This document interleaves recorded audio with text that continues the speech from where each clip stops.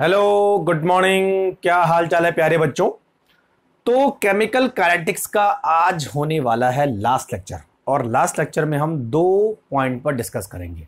पहला, effect of catalyst, कि किस तरह से कैटलिस्ट रेट ऑफ रिएक्शन को चेंज करता है, यानी तेज करता है। और दूसरा हम डिस्कस करेंगे बच्चों कॉलिजन थ्योरी ऑफ रिएक्शन। तो चलिए शुरू करते हैं। तो आज लास्ट लेक्चर होने वाला है, इसको ध्यान से देखिए, और जिसने पहले के लेक्चर नहीं देखे वो सारे लेक्चर देखे, एनसीईआरटी की एक्सरसाइज सॉल्व करे, एमसीक्यू लगाए, तो आपका पूरा चैप्टर आसानी से क्लियर हो जाएगा। तो सबसे पहले बात करते हैं हम इफेक्ट ऑफ कैटलिस्ट। तो बच्चों सबसे पहले हेडिंग डालिए आप, effect of catalyst. Clear? Catalyst का रेट ऑफ रिएक्शन में क्या रोल है? क्या कैटलिस्ट रेट ऑफ रिएक्शन को बढ़ाता है? बढ़ाता है तो कैसे बढ़ाता है? ठीक है। और वैसे मैंने रेट ऑफ रिएक्शन और कैटलिस्ट के बारे में काफी डिस्कस कर लिया था, लेकिन थोड़ा सा आज स्पेसिफिक करते हैं कैटलिस्ट के बारे में। सबसे पहले बच्चों ये समझते हैं कि कैटलिस्ट होता क्या है। कैटलिस्ट है ना, देखो कैटलिस्ट वो केमिकल सब्सटेंस है, वो केमिकल है जो रिएक्शन के रेट को बढ़ाता है। ठीक है। लेकिन एक चीज सबसे इंपॉर्टेंट है, कैटलिस्ट कभी भी रिएक्शन में कंज्यूम नहीं होता है। यानी जितना कैटलिस्ट शुरू में यूज हो रहा है उतना ही कैटलिस्ट बाद में भी हमें मिलता है। दूसरी चीज, कैटलिस्ट के केमिकल नेचर में कभी भी कोई चेंज नहीं होता। न तो उसकी अमाउंट कम और ज्यादा होगी, न तो उसका केमिकल कंपोजिशन अल्टर होगा। तो दो चीजें आपको ध्यान रखनी है। जो कैटलिस्ट होता है, देखो मैं आपको डेफिनेशन लिखाता हूं। Catalyst, these are substance which increase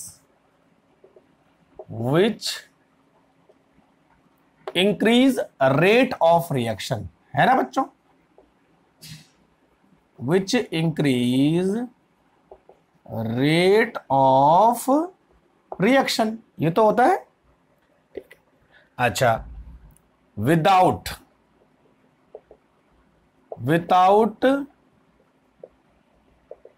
consuming itself, अपने आप को बिना गंवाए, यानी बोलने का मतलब कि अपनी अमाउंट को बिना नुकसान पहुंचाए ये रेट ऑफ रिएक्शन को बढ़ा देता है। यानी there is no chemical changes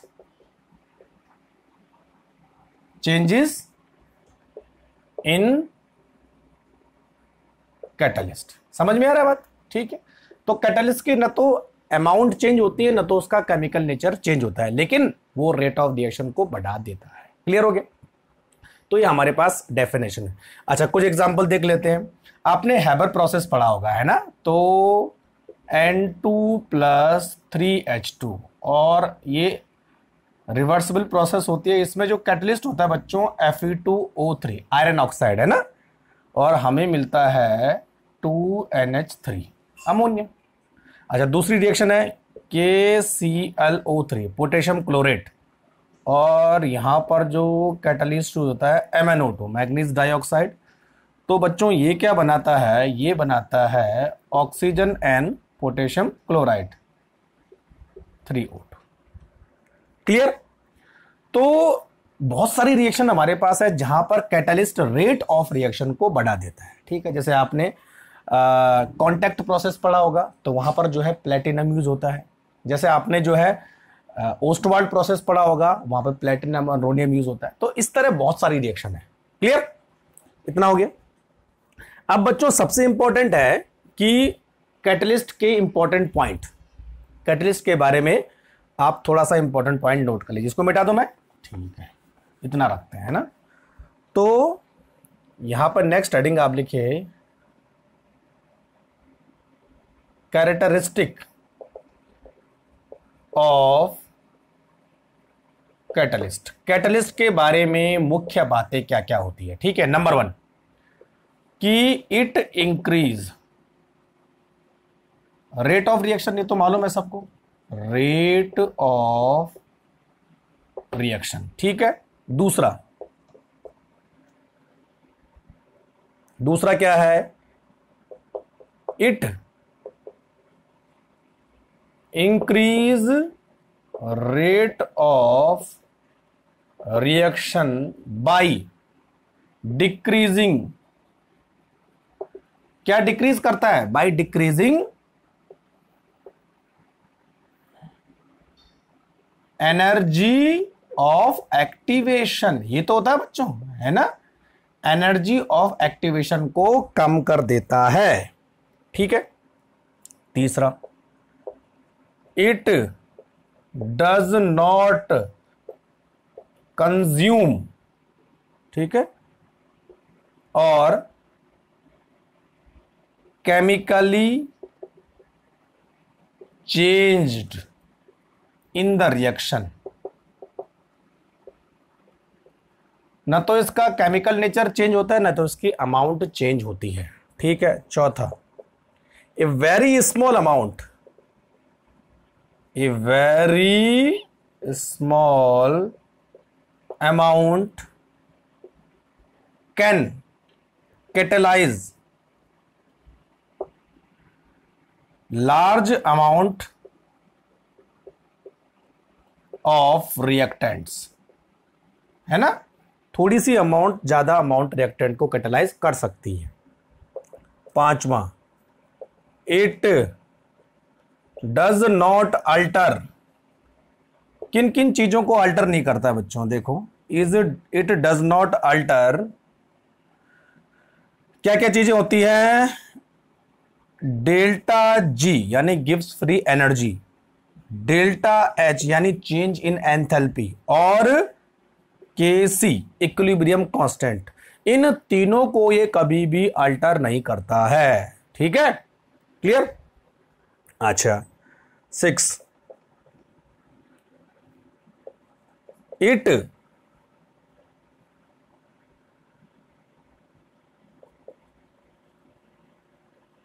increase rate of spontaneous reaction,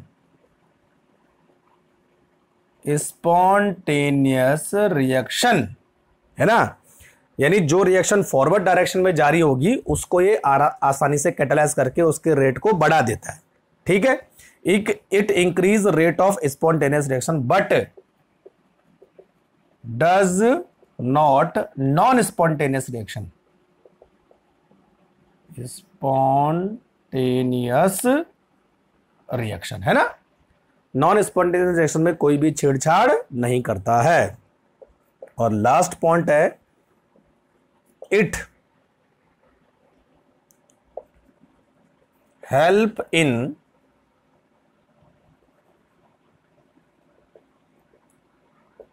attaining, attaining ही बोलते हैं इसे, या obtaining, obtaining, it help in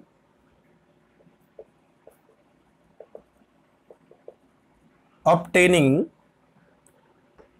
equilibrium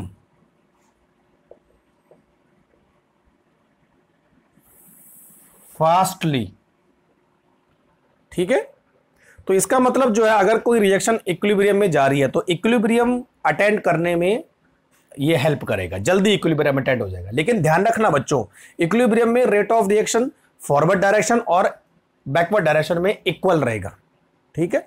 तो ये फॉरवर्ड रिएक्शन को भी उसी मैग्नीट्यूड से कैटेलाइज करेगा जिस मैग्नीट्यूड से रिवर्स रिएक्शन को कैटेलाइज करेगा। इसीलिए केसी क्या होता है बच्चों, हमेशा कांस्टेंट रहता है। तो ये एंजाइम के बारे में, सॉरी, कैटलिस्ट के बारे में कुछ इंपॉर्टेंट पॉइंट है, ये आप नोट करो। समझ में आ रहा है? इजी, कोई बहुत बड़ी बात नहीं है। ठीक है। तो ये काम करता है हमारा कैटलिस्ट। अब बात करते हैं बच्चों एक्शन ऑफ कैटलिस्ट, है ना। कैटलिस्ट का एक्चुअल में जो काम होता है वो किस तरह से होता है, तो जैसे मैंने आपको बता ही दिया था, एनर्जी ऑफ एक्टिवेशन को कम कर देता है, यानी कम एनर्जी में ही अब काम होने लगेगा, तो रेट ऑफ रिएक्शन जल्दी हो जाता है। क्लियर। तो ये बहुत इंपॉर्टेंट पॉइंट है इसका, एनर्जी ऑफ एक्टिवेशन। ठीक है भाई, चलो। तो बच्चों अब नेक्स्ट हेडिंग हम लगाएंगे कौन सी, एक्शन ऑफ कैटलिस्ट, है ना। ठीक है, देखो सपोज कोई रिएक्शन हमारे पास है जिसमें दो रिएक्टेंट है ए और बी, दीज आर रिएक्टेंट, और इसके साथ हमने मिक्स कर दिया कैटलिस्ट, दिस इज कैटलिस्ट। ठीक है भाई। अच्छा, तो जो कैटलिस्ट है वो क्या करता है बच्चों, जो कैटलिस्ट है वो रिएक्टेंट के साथ एक इंटरमीडिएट कॉम्प्लेक्स बनाता है। ठीक है, किस तरह का, देखो ए बी सी, इस तरह, these are reactant to form a intermediate complex. ठीक, तो इसको हम बोलेंगे इंटरमीडिएट कॉम्प्लेक्स। और बच्चों में जो इंटरमीडिएट कॉम्प्लेक्स होता है ये अनस्टेबल होता है, जल्दी से डिग्रेड हो जाता है। तो कैटलिस्ट ने रिएक्टेंट के साथ इंटरमीडिएट कॉम्प्लेक्स बनाया जो कि अनस्टेबल होता है और ये तुरंत डिकम्पोज हो जाता है प्रोडक्ट में। तो ए और बी क्या बना बच्चों, प्रोडक्ट, और कैटलिस्ट विल सेपरेट आउट। तो ये जो कैटलिस्ट हमारा, ये बिना किसी केमिकल अल्टरेशन के लिए, सॉरी, बिना किसी केमिकल अल्टरेशन के, केमिकल चेंजेस नहीं होता ना, तो उसके अमाउंट में चेंज तो अलग हो जाता।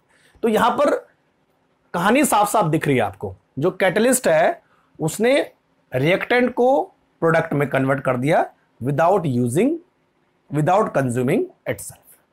क्लियर। तो बस यही लिखना आपको। अच्छा, इतना समझ में आ गया है ना।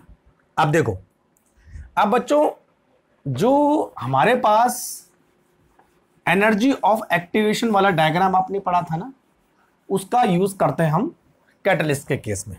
ठीक है, तो देखो हमने एक डायग्राम बनाया था, किस किस के बीच एक ग्राफ बना था, ये बच्चों बना था पोटेंशियल एनर्जी और रिएक्शन कोऑर्डिनेट के बीच में, और एक इस तरह का एक ग्राफ हमें मिला था, ऐसा कुछ मिला था ना ग्राफ। ठीक है, तो थोड़ा अच्छा बना लेते हैं।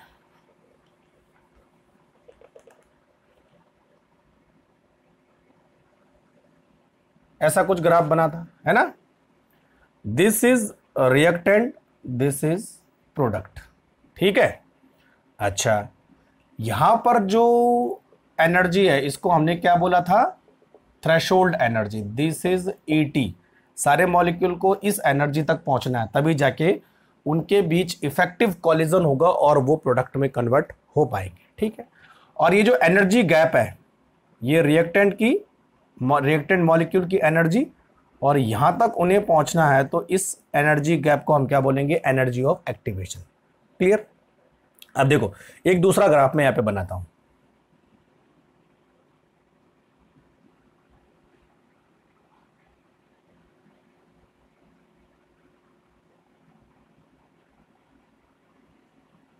ये हो गया पूरा के पूरा, है ना। अभी हमारे पास ये एक दूसरा ग्राफ आ गया। अब आप बोलोगे मैंने दूसरा ग्राफ क्यों बनाया ना, ये दूसरा energy of activation E A। Clear. ठीक है। अब देखो बच्चों, जो हमारे पास ये जो वाला ग्राफ है, ये इसमें जो रिएक्टेंट प्रोडक्ट में कन्वर्ट हो रहा है वो बिना किसी कैटलिस्ट की मदद के हो रहा है ना। तो यहां हम लिखेंगे विदाउट कैटलिस्ट, और यहां पर हमने यूज किया कैटलिस्ट विद कैटलिस्ट, है ना। तो अब आपको क्लियरली दिख रहा होगा। देखो, अगर हम किसी रिएक्शन में रिएक्टेंट को प्रोडक्ट में कन्वर्ट कर रहे हैं लेकिन कैटलिस्ट का यूज नहीं कर रहे हैं, तो हमें इतनी अमाउंट ऑफ एनर्जी चाहिए। क्यों? क्योंकि रिएक्टेंट को प्रोडक्ट में कन्वर्ट होने के लिए यहां पहुंचना पड़ता है, इस एनर्जी बैरियर तक पहुंचना पड़ता है, यानी इस बैरियर को क्रॉस करना पड़ता है। ये मैंने आपको पहले बता दिया था। और इस बैरियर को क्रॉस करने के लिए उनको इतनी एनर्जी चाहिए। क्लियर। अब आपने कैटलिस्ट का यूज किया, तो बच्चों देखिए, जो अमाउंट ऑफ एनर्जी है इस बैरियर तक पहुंचने के लिए, उसकी वैल्यू कम हो गई। देखो ना, अब कम अमाउंट ऑफ एनर्जी चाहिए रिएक्टेंट को प्रोडक्ट में कन्वर्ट होने के लिए। पहले इतनी अमाउंट चाहिए थी, अब इतनी अमाउंट चाहिए।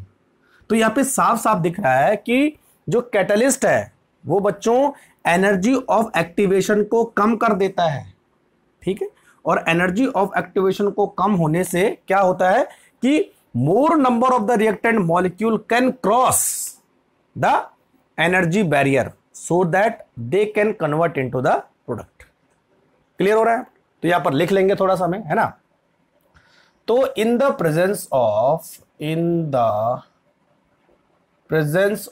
catalyst, in the presence of catalyst, the reactants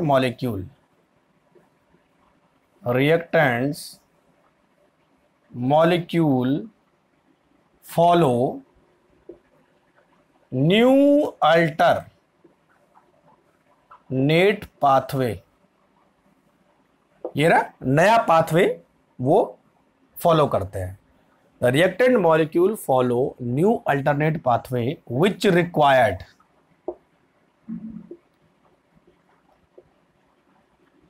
less amount of energy of activation, less amount of energy of activation। ये तो हो रहा है ना, एक जो नया पाथवे इन्होंने फॉलो किया उसमें एनर्जी ऑफ एक्टिवेशन की अमाउंट कम चाहिए, so that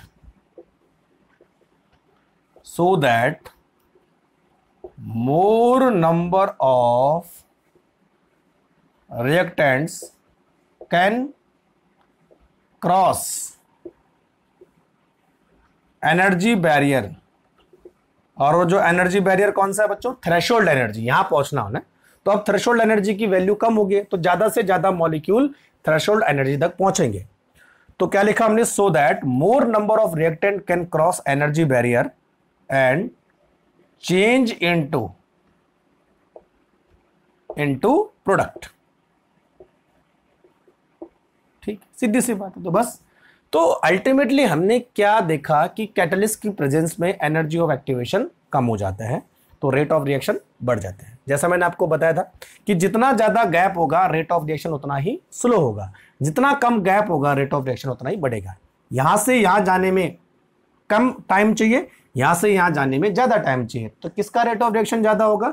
इसका। तो वो किसके प्रेजेंस में होगा? कैटलिस्ट। ठीक है, तो नोट करते जाओ फटाफट जरा सा। तो ये हमारे पास कैटलिस्ट हो गया खत्म। ठीक है, चलो अब दूसरा topic, effect of catalyst finished. अब बच्चों दूसरा टॉपिक हमारे पास है कॉलिजन थ्योरी फॉर रिएक्शन, है ना। कॉलिजन थ्योरी के बारे में यहां पर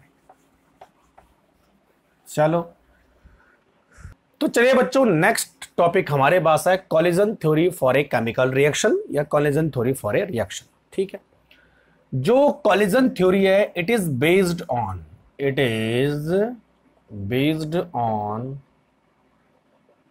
काइनेटिक थ्योरी ऑफ गैसेस। इस पर डिपेंड करता है ना, इस पर बेस्ड है। ठीक, अच्छा, कॉलिजन थ्योरी के अकॉर्डिंग जो मॉलिक्यूल होते हैं ये उनको एक हार्ड स्फीयर मानता है, यानी एक सॉलिड बॉडी है। ठीक है, तो according to this theory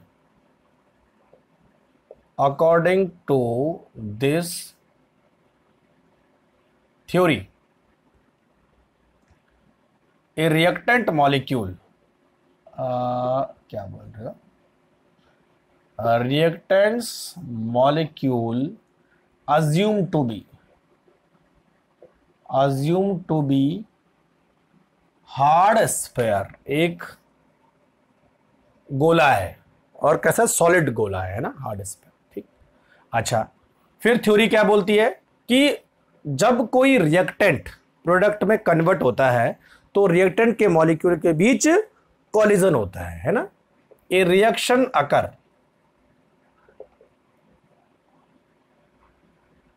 when reactant molecule reactant molecule must be collide with each other, है ना, must be collide with each other.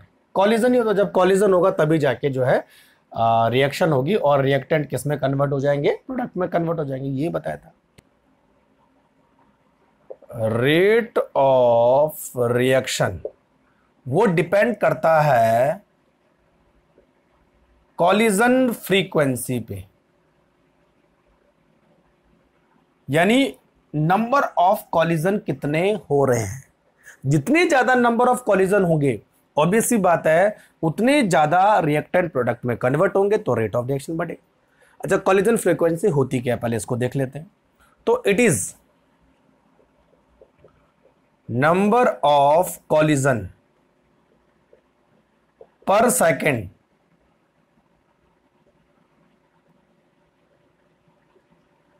पर unit volume is called collision frequency, और it is represented by the symbol Z।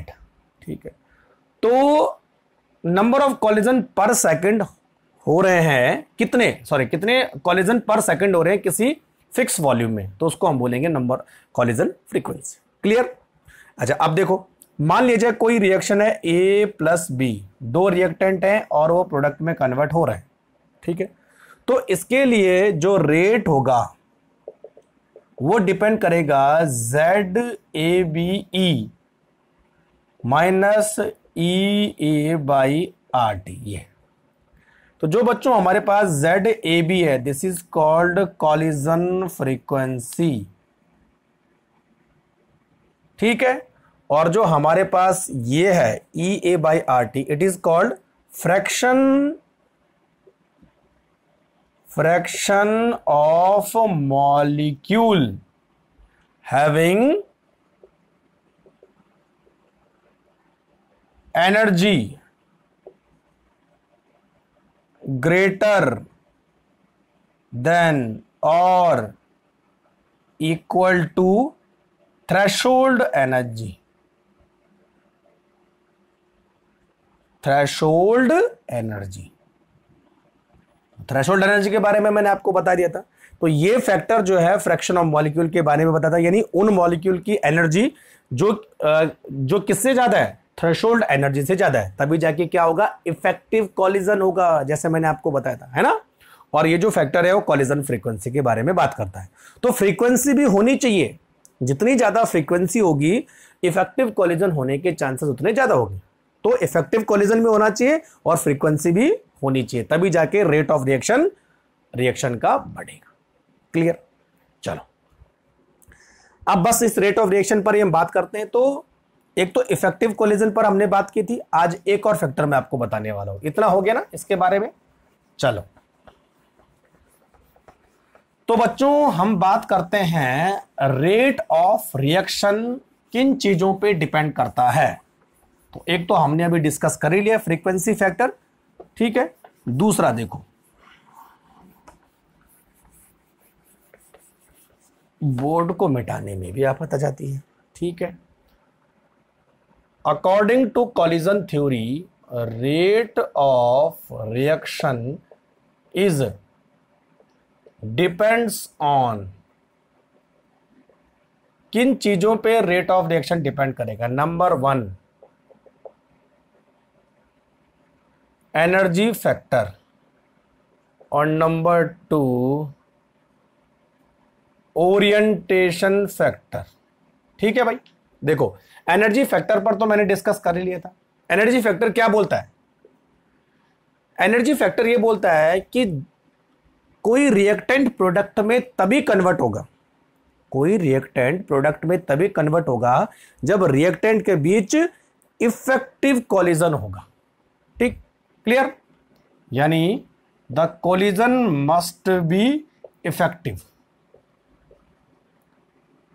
ठीक है, और हमने ये discuss किया था बच्चों कि इफेक्टिव कॉलिजन क्या होता है, यानी हर किसी मॉलिक्यूल के पास इतनी एनर्जी होनी चाहिए कि वो थ्रेशोल्ड एनर्जी के बराबर हो, और तब उनके बीच जो कोलिजन होगा उसी को बोलेंगे हम इफेक्टिव कोलिजन। तो एनर्जी फैक्टर का मतलब ये हुआ है molecule must have a sufficient energy to collide with each other that will convert all reactant into the product. Clear? तो हम इसको इफेक्टिव कोलिजन ही बोलेंगे। तो ये हमने डिस्कस किया। अब बात करते हैं ओरिएंटेशन फैक्टर। ओरिएंटेशन फैक्टर का मतलब ये होगा कि बच्चों, जब मॉलिक्यूल इफेक्टिव कोलिजन करने वाले होते हैं तो उनका ओरिएंटेशन भी प्रॉपर होना चाहिए। अच्छा, मान लीजिए ऐसे कोलिजन करेंगे तो ये काम नहीं बनेगा, ऐसे कोलिजन करेंगे तो तभी जाके रिएक्टेंट प्रोडक्ट में कन्वर्ट। तो इफेक्टिव कोलिजन तो होना ही होना चाहिए, लेकिन इफेक्टिव कोलिजन के साथ साथ एक प्रॉपर ओरिएंटेशन भी होना चाहिए, तभी जाके रिएक्टेंट प्रोडक्ट में कन्वर्ट हो जाएगा।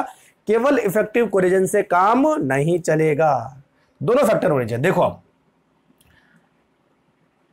The proper orientation of molecule during effective collision gives, क्या कर रहा हूं मैं, gives reactant into reactants, gives reaction, क्या सही से भाषा नहीं बन रही है। The proper orientation of the molecule during effective collision leads to chemical reaction, chemical reaction यानी रिएक्टेंट कन्वर्ट इनटू प्रोडक्ट। तो दोनों चीजें होनी चाहिए, इफेक्टिव कोलिजन भी होना चाहिए और प्रॉपर ओरिएंटेशन भी होना चाहिए। अब मैं आपको ओरिएंटेशन का एग्जांपल देके बताता हूं, है ना। सपोज हमारे पास एक रिएक्शन है जिसमें हम लोग क्या कर रहे हैं, CH3Br को OH- के साथ ट्रीट करवाएं, दिस इज न्यूक्लियोफाइल, और ये बनाता है एक मेथेनॉल और Br- अलग हो जाता है ना। एक रिएक्शन ऐसी है। तो अब देखो, जो हमारे पास CH3 है उसको हम ऐसे लिख सकते हैं, देखो ऐसे ऐसे ऐसे, और OH को ना, Br को हमने ऐसा लिखा, ठीक है, और ये हमारा एक न्यूक्लियोफाइल है OH-, ठीक। अब देखो ओरिएंटेशन के फर्क पड़ने से कितना ओरिएंटेशन रेट ऑफ रिएक्शन को किस तरह से चेंज करता है, देखो। तो एक तरफ हम लिखेंगे प्रॉपर ओरिएंटेशन, और दूसरी तरफ है इम्प्रॉपर ओरिएंटेशन, ठीक है बच्चों। अब देखो प्रॉपर ओरिएंटेशन में क्या होता है कि जो हमारे पास OH- है वो अटैक करता है बैक साइड से, और किसकी बैक साइड से, ये जो लिविंग ग्रुप है इसकी बैक साइड से अटैक करेगा, ठीक है। तो यहां से अटैक करेगा तो एक इंटरमीडिएट बन जाता है OHCBr HHH, this is intermediate, है ना। और उसके बाद क्या होता है, या ऊपर लिखता हूं मैं, है ना। उसके बाद हमारे पास OHCHHH, ये देखो मिथेनॉल बन गया और Br- अलग हो गया। तो अगर दोनों मॉलिक्यूल एक प्रॉपर ओरिएंटेशन में आ रहे हैं तभी जाके प्रोडक्ट बन रहे हैं। अब देखो इम्प्रॉपर ओरिएंटेशन में अगर जो हमारे पास OH- है वो इस यानी सामने वाली साइड से अटैक करेगा, तो दोनों के बीच क्या होगा बच्चों, रिपल्शन होगा, और रिपल्शन होगा तो OH कभी भी Br को रिप्लेस नहीं कर पाएगा, यानी यहां पर कोई भी प्रोडक्ट फॉर्म्ड नहीं होगा। तो सब कुछ सेम है भाई, रिएक्टेंट भी सेम है, ठीक है, लेकिन एक केस में प्रोडक्ट नहीं बन रहा है, दूसरे केस में प्रोडक्ट नहीं बन रहा है। तो बोलने का मतलब यहां पर जो कॉलिजन है वो इफेक्टिव है, यहां पर भी कॉलिजन इफेक्टिव है, लेकिन यहां पर जो कोलाइडिंग मॉलिक्यूल है वो प्रॉपर ओरिएंटेशन में नहीं है, इम्प्रॉपर ओरिएंटेशन है, इसीलिए इफेक्टिव कॉलिजन होने के बावजूद भी प्रोडक्ट नहीं बना। लेकिन इस केस में देखिए इफेक्टिव कॉलिजन है, ओरिएंटेशन भी इफेक्टिव है, ये इस साइड से अटैक कर रहा है, अलग ओरिएंटेशन है ना, तो इसलिए ये प्रोडक्ट में कन्वर्ट हो गया। तो बोलने का मतलब यह है बच्चों कि एनर्जी फैक्टर के साथ साथ जो है ओरिएंटेशन फैक्टर भी रेट ऑफ रिएक्शन को डिसाइड करता है। क्लियर?